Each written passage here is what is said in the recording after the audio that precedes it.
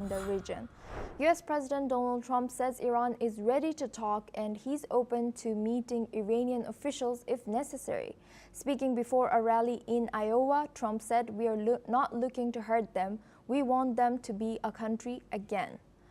His comments come as Washington unveils fresh sanctions on Iran's oil sector, the first since a U.S.-brokered ceasefire ended a 12-day conflict between Iran and Israel.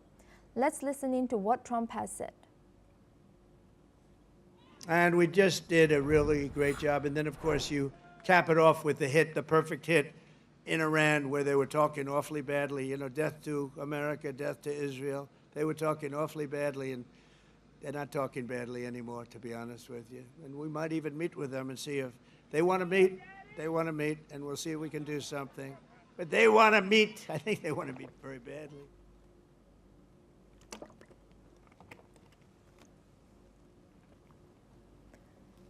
The new measures target companies and individuals accused of disguising Iranian oil exports, including a UAE-based firm linked to an Iraqi businessman.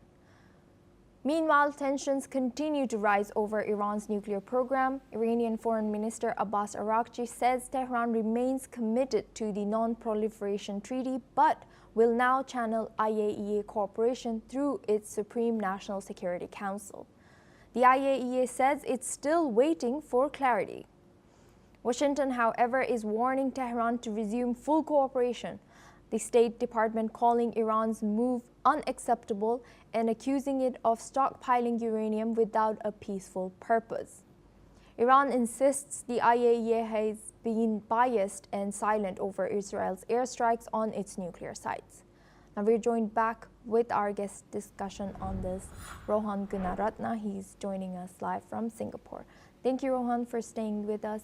After a brief Iran-Israel war and a U.S.-brokered truce, what incentives, security guarantees, face sanctions relief could realistically bring Iran back to the table, and how might Israel and Gulf allies react to direct U.S.-Iran dialogue?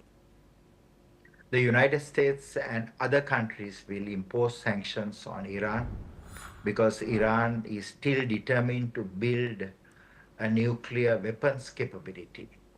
The recent operations in Iran by Israel and the United States clearly demonstrated that Iran was not building its nuclear capability for peaceful purposes.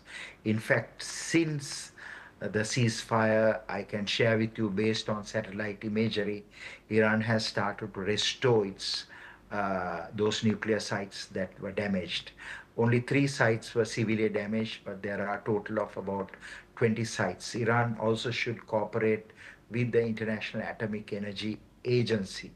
If Iran is not going to do that, Israel is likely to strike again, and also the United States is likely to strike again.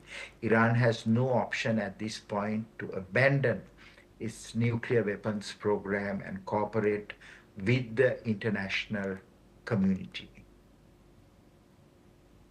Thank you, Rohan, for sharing that insight. You will stay with us as we move on to our next news. Russian President Vladimir